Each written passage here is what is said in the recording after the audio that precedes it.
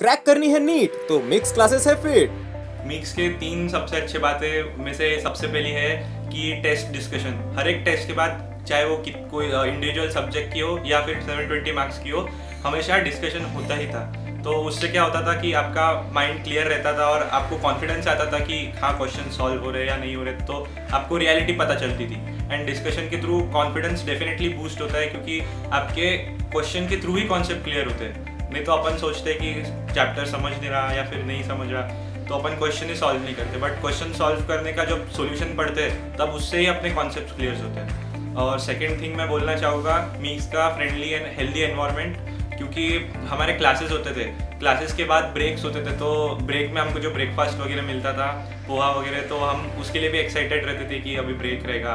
And फिर जो हमारे फ्रेंड्स वगैरह भी थे वो भी एकदम हेल्दी थे, लाइक ऐसा किसी से भी हमेशा हेल्दी बैंटर था हमारा, ऐसा चिड़चिड़ करके नहीं कि इससे ज़्यादा मार्क्स लाने हैं, हमेशा हेल्दी वे में हमने लिया। थर्ड पॉइंट में मिक्स के बारे में जो सबसे मुझे अच्छी लगी वो ये है कि मिक्स की लाइब्रेरी में एक्चुअली ऑलमोस्ट सारे प्रकार के बुक्स अवेलेबल थे, कि कभी आपको रेफरेंस के लिए बुक्स लगी तो आप कभी भी इशू कर सकते थे।